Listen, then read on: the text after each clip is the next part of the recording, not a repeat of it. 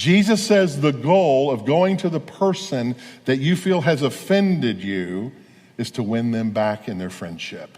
It's to win them back into the grace of God. It's to win them back. If they've committed an offense against you, it's to draw attention to them so they're aware, and for them to see, oh, I didn't mean to do that, or I confess that I was wrong, Matt, will you forgive me? And he says this is the way that we're called to do it. But he says it begins with the offended, not the offender. How many times do we catch ourselves, well, they wronged me, so they're going to have to crawl back to me before I forgive what they're going to say or do. That's not what the Scripture says. The Scripture says that it's the offended.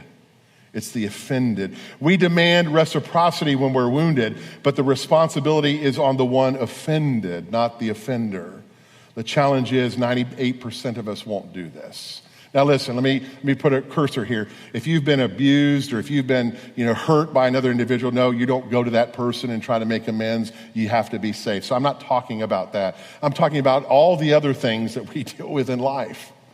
That this is the way. Jesus said, when you go to the offender, do it in private, because it's to keep the conversation privately between two believers.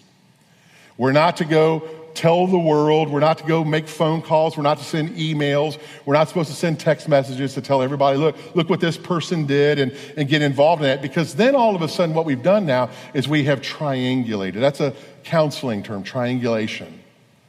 Triangulation means that I'm now bringing other people into this situation who really don't have a need to be in this situation.